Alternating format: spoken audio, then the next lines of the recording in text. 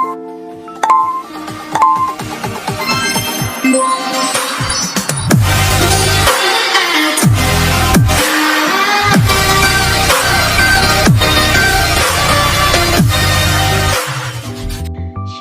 salam sejahtera. Perkenalkan, nama saya Sophia Lorinja Brunebaho, NPM 2115010092, Prodi PGSD, Fakultas FKIP, dosen pengampu Julius Boy NB Barus MPD. Di sini saya akan menjelaskan apa itu pembelajaran olahraga. Oke, simaklah video sebagai berikut.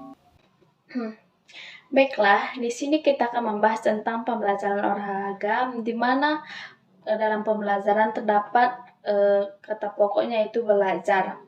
Belajar adalah perubahan yang relatif, permanen dalam perilaku atau potensi perilaku sebagai hasil dari pengalaman atau latihan yang diperkuat. Belajar merupakan akibat adanya interaksi antar stimulus dan respon. Seseorang dianggap telah belajar sesuatu jika dapat menunjukkan perubahan perilakunya. Stimulus dan respon. Stimulus adalah apa saja yang diberikan guru kepada pelajar, sedangkan respons berupa reaksi atau tanggapan pelajar terhadap stimulus yang diberikan oleh guru. Itulah pengertian belajar. Sedangkan pembelajaran adalah proses interaksi peserta didik dengan pendidik dan sumber belajar pada suatu lingkungan belajar. Pembelajaran adalah proses untuk membantu peserta didik agar dapat belajar dengan baik. Menurut Getney, tahun 1977, belajar merupakan seperangkat proses yang bersifat internal bagi setiap individu sebagai hasil transformasi rangsangan yang berasal dari peristiwa eksternal di lingkungan individu yang bersangkutan dengan kondisi.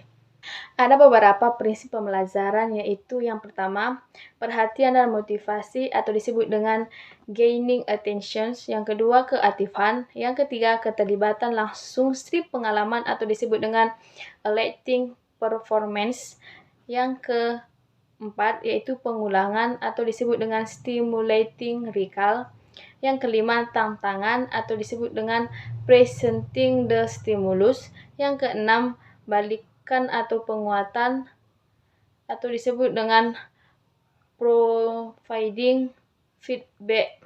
Yang ketujuh, perbedaan individu atau disebut dengan assessing performance. Demikianlah prinsip pembelajaran. Sekarang kita akan masuk ke materi selanjutnya, yaitu pengertian olahraga. Olahraga sering diartikan sebagai sesuatu aktivitas yang mengakibatkan tubuh menjadi bergerak. Gerak di sini maksudnya seperti berdiri, berjalan, berlari, jongkok, melompat, melempar, menggenggam, dan lain sebagainya. Terdapat beberapa manfaat olahraga. Yang pertama yaitu meningkatkan rasa percaya diri seseorang. Yang kedua, memperlancar peredaran darah. Yang ketiga, meningkatkan kinerja otak. Yang keempat, mengurangi resiko stres. Yang kelima, meningkatkan daya tahan tubuh. Dilihat dari tujuannya, olahraga terbagi menjadi 4. Yang pertama, olahraga pendidikan. Yang kedua, olahraga rekreasi. Yang ketiga, olahraga presentasi atau olahraga kompetitif. Yang keempat, olahraga kesehatan atau disebut dengan olahraga rehabilitas. Peran hakikat perkembangan motorik anak terbagi menjadi 3, yaitu yang pertama, peran kemampuan motorik untuk perkembangan fisiologis anak. Yang kedua, peran kemampuan motorik untuk perkembangan sosial dan emosional anak. Yang ketiga, peran kemampuan motorik untuk kognitif anak. Pengertian kemampuan motorik kasar dan halus. Motorik kasar melibatkan seluruh tubuh dan otot besar dan memerlukan tenaga.